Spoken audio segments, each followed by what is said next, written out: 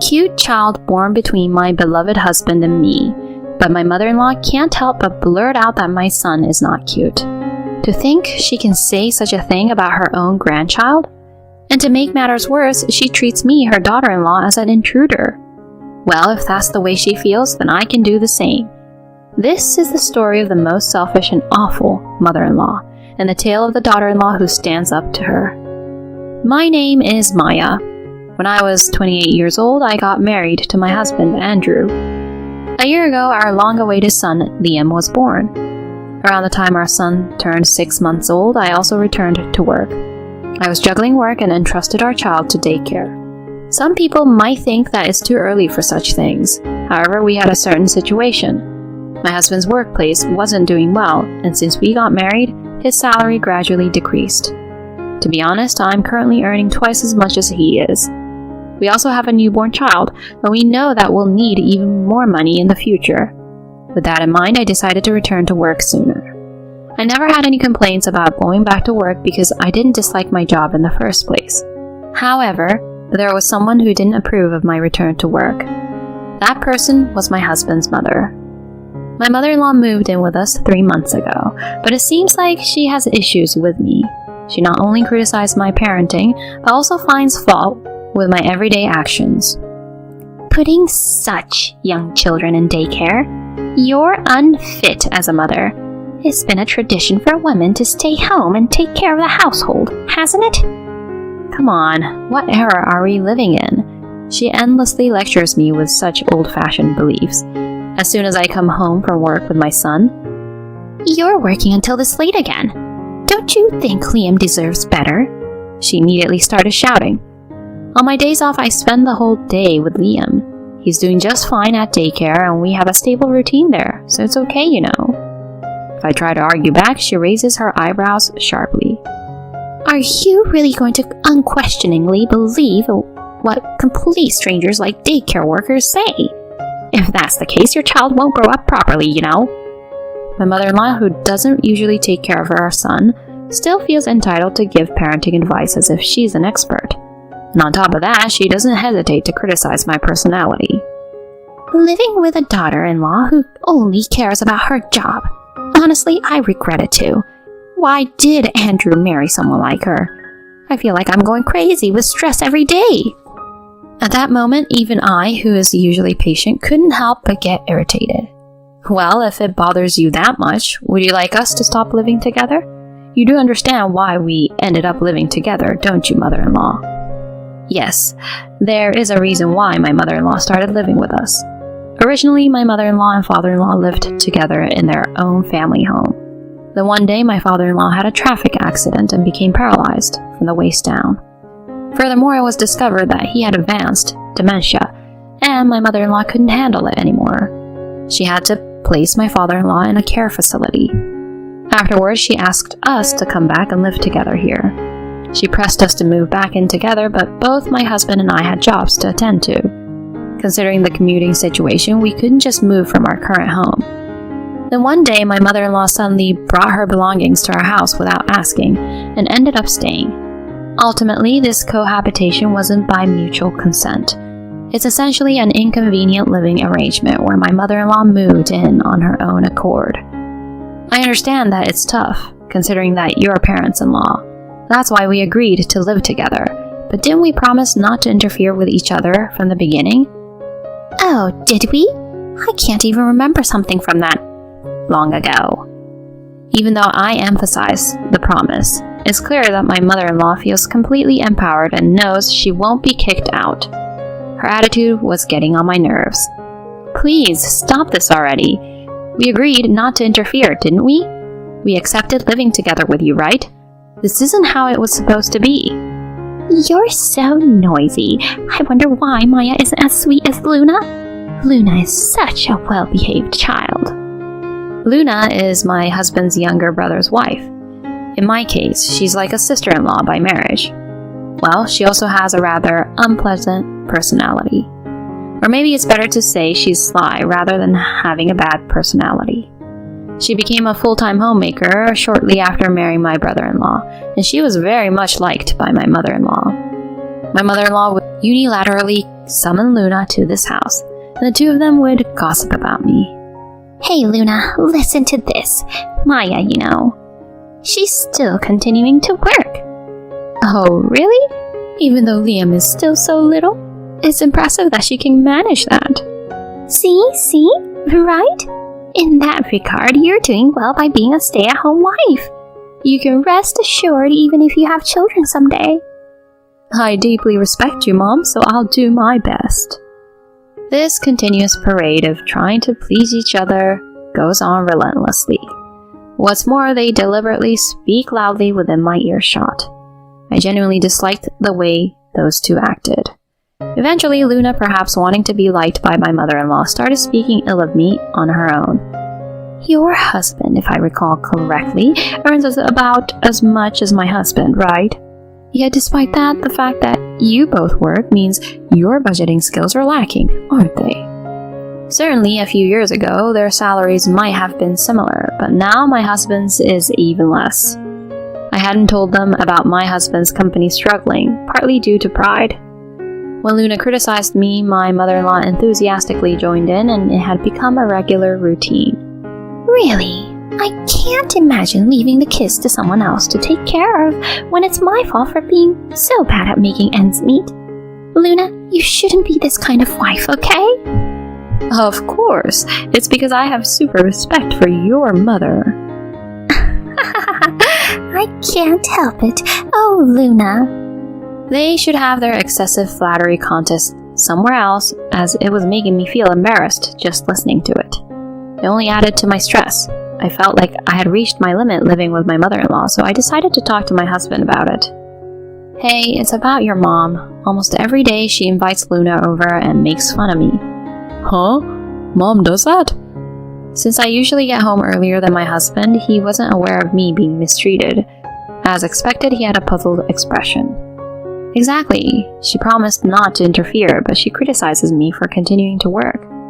She hangs out with Luna and endlessly badmouths me. I can't take it anymore. After thinking for a while, my husband says something unbelievable. Well, Maya, Luna seems to get along fine with Mom, right? So maybe, Maya, you could try to compromise with Mom a bit? Huh? Hey, were you even listening to me?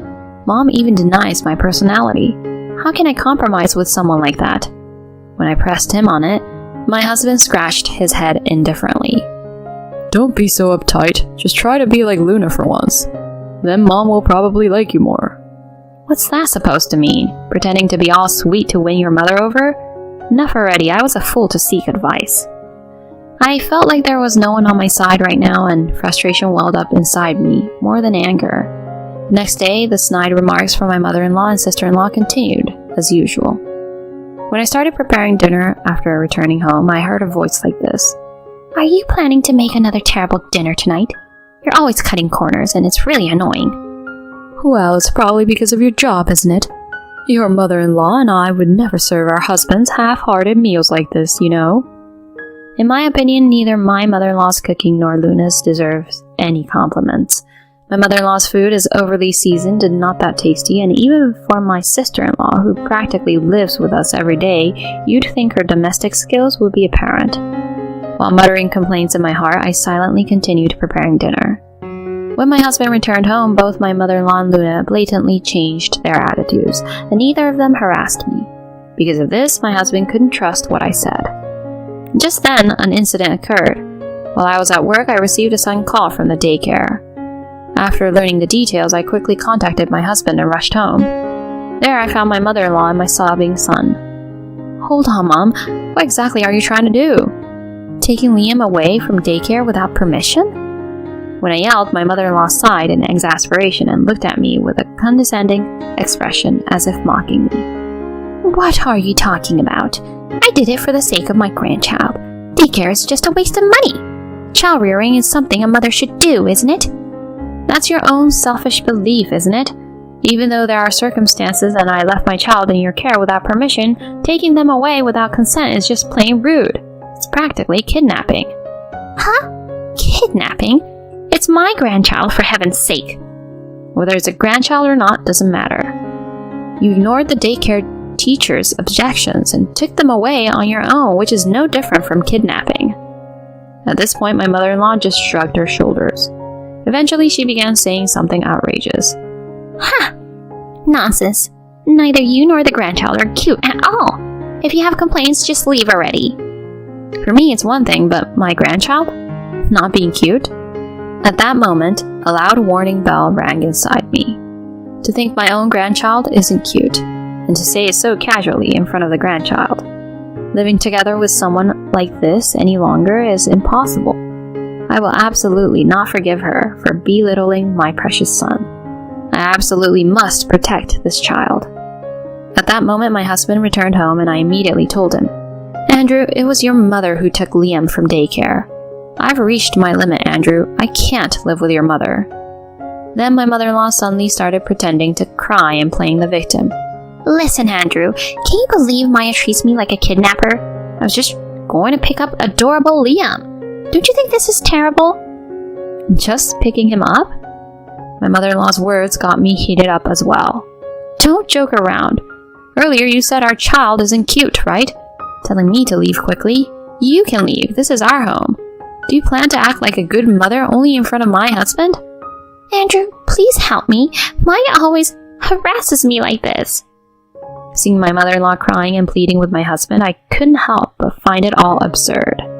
If my husband were to side with this melodramatic act of my mother-in-law, I thought at that moment we would live with just my son and me. That's what I thought. My husband was the first to break the silence. For now, let Maya and me have a conversation. Please go back to your room, Mom. My husband, who always took his mother's side, made this statement, leaving my mother-in-law wide-eyed. What are you saying? This is about Maya, so why don't you listen to me? Is that how it is?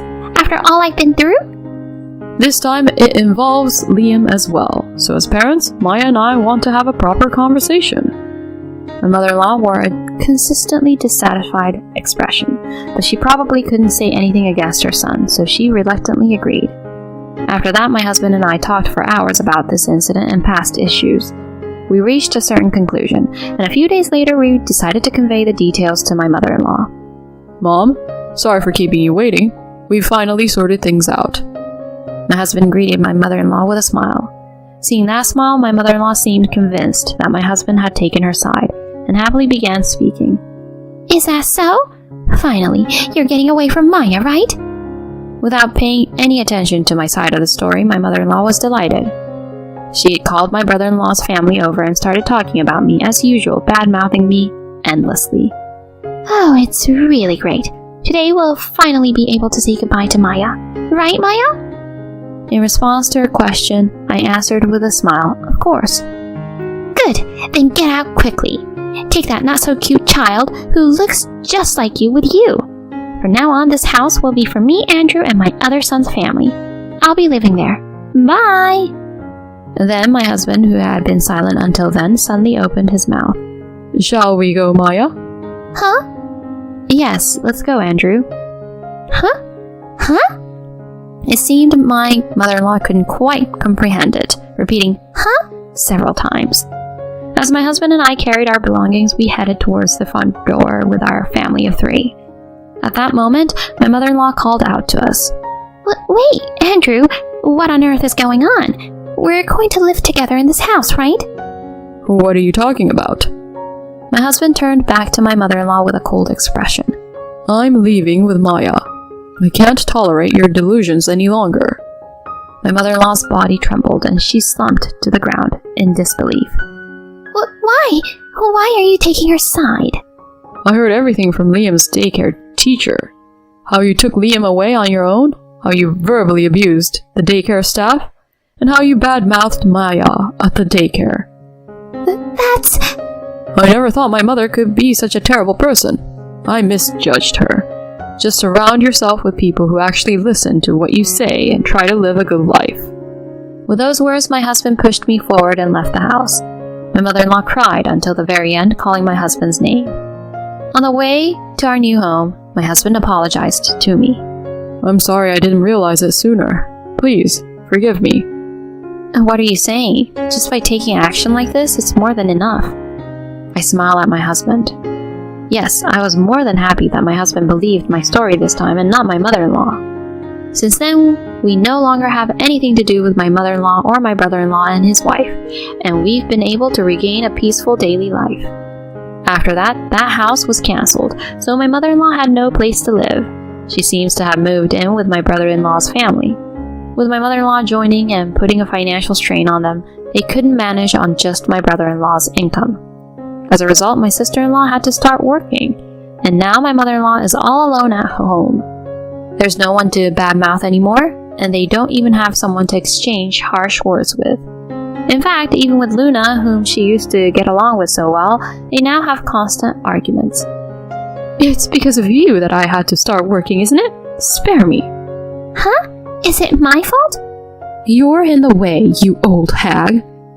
Seeing Luna's true nature, it seems even my brother-in-law's feelings cooled off. Now they're in the middle of divorce proceedings.